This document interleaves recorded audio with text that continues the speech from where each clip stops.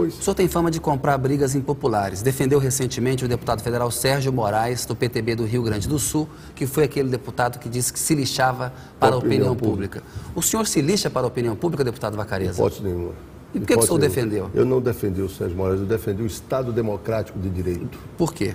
E, infelizmente, os jornais só publicaram a parte que eu estava e que eu não estava. Por exemplo, o que é que eu defendi do Sérgio Moraes? O regimento da Casa não prevê que, se o deputado adiantar sua posição, ele deve ser tirado de um relatório. Você é jornalista. Ele antecipou o julgamento, né? Mesmo antecipou o julgamento. Quantos anteciparam o julgamento que é votar pela cassação de deputados? José Dirceu, Roberto Jefferson. Quantos anteciparam? Algum foi demitido? Agora, o Conselho... Não foi demitido. Então, mas aquilo é uma casa política. O Conselho de Ética decidiu substituir... Então ele foi o único... Calma agora. Ele foi o único. Que a todos os relatores, eu vou levantar e vou te dar. Não, o senhor não me pegou não, porque é o seguinte... Peguei. Aquilo é uma casa política. Eu te peguei. Não pegou não. Aquilo é uma casa política. O presidente do Conselho de Ética o substituiu. Ele, Sérgio Moraes, recorreu ao Supremo e perdeu. Não, mas está certo o Supremo, porque ali é uma questão interna corporis. Pois é, se é interna corporis ele escolheu errado. Ele recorreu errado. Ali ele teria que recorrer à CCJ e não ao... O senhor é a favor da cassação do deputado Edmar Moreira? Eu vou ler o relatório, sou a favor da punição. O tipo de punição eu vou ver. Vou ver o relatório do novo relator. Todo mundo está falando lá em Brasília que vai ser uma punição branda, que não vai ser cassação de mandato, porque outros deputados, no passado, também usaram a verba indenizatória de uma maneira irregular, que se for mexer nesse baú aí, é melhor deixá-lo quieto. Tanto que quando a Câmara decidiu dar publicidade às notas fiscais, anistiou o passado. Aí muita gente ficou protegida. Eu não concordo com esse assunto de anistia do passado. Pois é, não devia investigar? Então você vai se surpreender quando eu lhe disse que defendo o Estado Democrático de Direito com minhas posições. Eu não defendi o Sérgio Moraes, não defendi o Edmar. O que eu defendi é o seguinte: tem que ter direito de defesa e tem que ter julgamento amplo. Perfeito, e que o deputado pode falar o que ele quiser da tribuna. O que ele quiser. Ele tem imunidade de palavra. Ele não pode ser punido, porque teve deputado que disse que deu uma surra. Escute, teve deputado que disse que ia dar uma surra no presidente. Foi o senador Arthur Vigílio, que já veio nesse programa. E o deputado Assemineto. O Arthur Vigílio nesse programa disse que exagerou. O Arthur Vigílio disse que ia dar uma surra. Sim, mas ele foi punido. É mais grave ou não é mais grave? Imagine o mundo. Aquele senador vai dar uma surra no presidente. É feio, pega mal, ele mesmo se desculpou aqui. Agora, o que é que fez o outro? Adiantou o julgamento. Nem adiantou o julgamento, adiantou o parecer, porque o julgamento é o voto dele, que não está escrito. E a opinião específica dele de que se lixa para a opinião pública? O que você acha disso? Ali, como ele não é uma pessoa muito sofisticada, o que eu penso que ele quis dizer é que pouco se lixava para o que estava sendo publicado.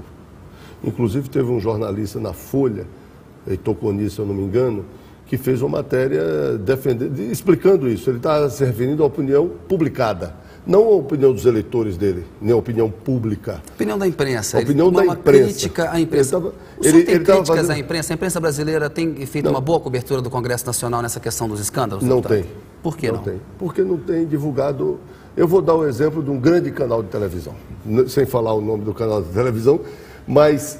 Na semana, eu vou lhe dar um exemplo. Diga. Eu estava assistindo o jornal às 8 horas da noite, quando olho, essa semana a Câmara aprovou o dia do acarajé, enquanto fica a farra da passagem, foi o dia da baiana do acarajé e o dia do rock. Mentira. Eu estava no plenário, nós votamos a política do salário mínimo até 2020. Sim, mas há vários projetos assim, que batizam coisas... Sim, mas não é verdade. Não é verdade, tinha 2 anos que tinha sido aprovado.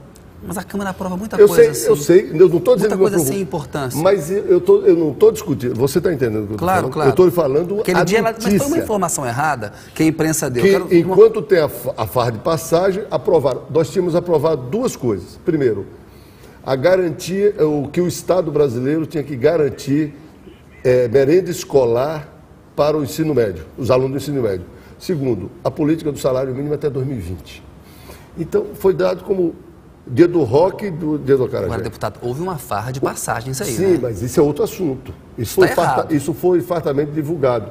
Eu vi a foto dos líderes que usaram. Eu nunca fui para o exterior com passagem de avião, mas não vou discutir isso porque não era... A Câmara voltou atrás e permitiu agora que possa se viajar ao exterior, mas está pedindo para justificar a viagem. Eu não li ainda o termo que a Câmara aprovou. O presidente da Câmara está dizendo o seguinte: o deputado tem que justificar e falar que está numa missão parlamentar, que nesse caso pode usar a cota. É isso que está se falando. Eu acho que o mais adequado é, numa missão parlamentar, a Câmara pagar. É bom para o Brasil que os deputados viajem para o exterior em missão parlamentar. Agora, teve gente que viajou 40 vezes para o exterior, levou família. Bem, mas aí não era missão deputado parlamentar. Deputado que vendeu cota de passagem. Aí eu acho que tem que perder o mandato.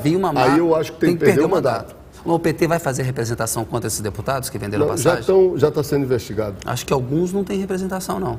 Não, todos estão sendo investigados. Tem uma comissão interna. Se não tiver, o PT faz? Veja, eu tenho que ver a situação concreta. O PT pode fazer. Pode fazer. Agora não é o... Isso aí eu tenho que estudar a situação concreta. Deputado, na sua opinião, a Polícia Federal, ela tem feito ações que vão além do recomendável, que são espetáculos? O presidente do Supremo Tribunal Federal, Gilmar Mendes, diz que é uma Grampolândia descontrolada no Brasil, um estado policialesco. O que o senhor acha desse assunto? Olha, eu acho que tem ações da Polícia Federal que estão completamente incorretas. Você algemar uma pessoa e combinar com a televisão para chegar na hora que a Polícia Federal vai algemar uma pessoa que não está oferecendo resistência, que vai se apresentar voluntariamente, eu acho um absurdo. Um exagero. Por exemplo, vou dar um exemplo concreto do nome que você já falou aqui. O Paulo Maluf acertou para se apresentar. Mandaram ele ser algemado e colocaram dentro do carro. Isso é uma desmoralização desnecessária. Ele não estava fugindo, não estava armado, não estava brigando com ninguém, não ia bater em ninguém. Isso está errado. Isso está errado. Não é assim que se faz. E a combinação com a imprensa, com a televisão, para filmar aquela... O Pita de pijama, por exemplo. Pois é.